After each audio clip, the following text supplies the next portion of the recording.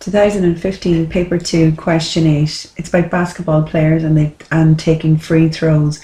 So when Michael takes his first free throw in any game, the probability that he is successful is 0.7, so therefore unsuccessful will be 0.3.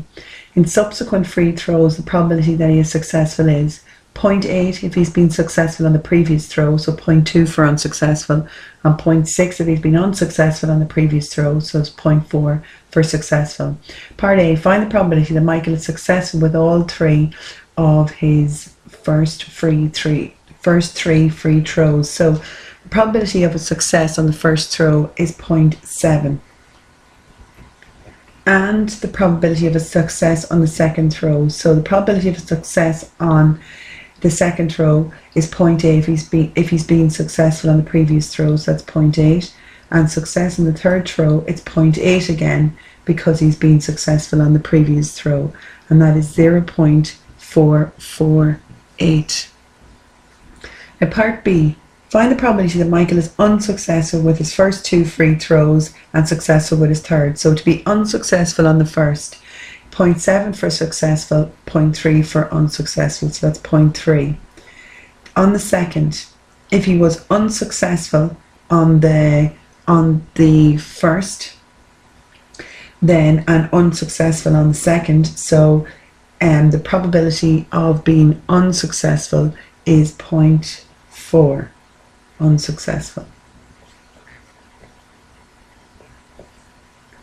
multiplied by the probability of successful, so he was unsuccessful on the previous throw, so that's going to be 0.6.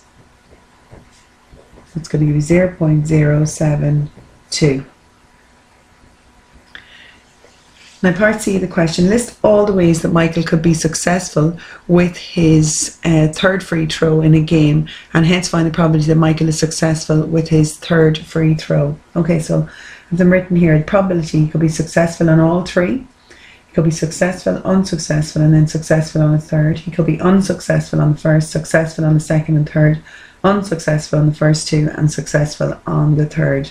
So we have the probability for success already worked out, and it's 0.448, and we also have the probability for unsuccessful, and successful, which is 0.072. So to work these two out, probability of success on the first is 0.7, and to be unsuccessful on the second, if you were successful on the first, so it's 0.8 for successful, it's 0.2 for unsuccessful, and then successful on the third, so 0.6 if he had, the probability of success is 0.6 if he'd been unsuccessful in the previous throw, so it's multiplied by 0.6, which gives us 0.084, and unsuccessful on the first is 0.3, multiplied by the second, then he's successful,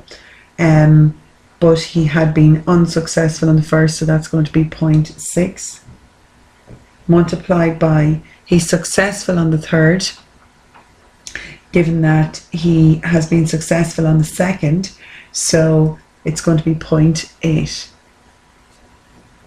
which gives us a probability of 0.0144.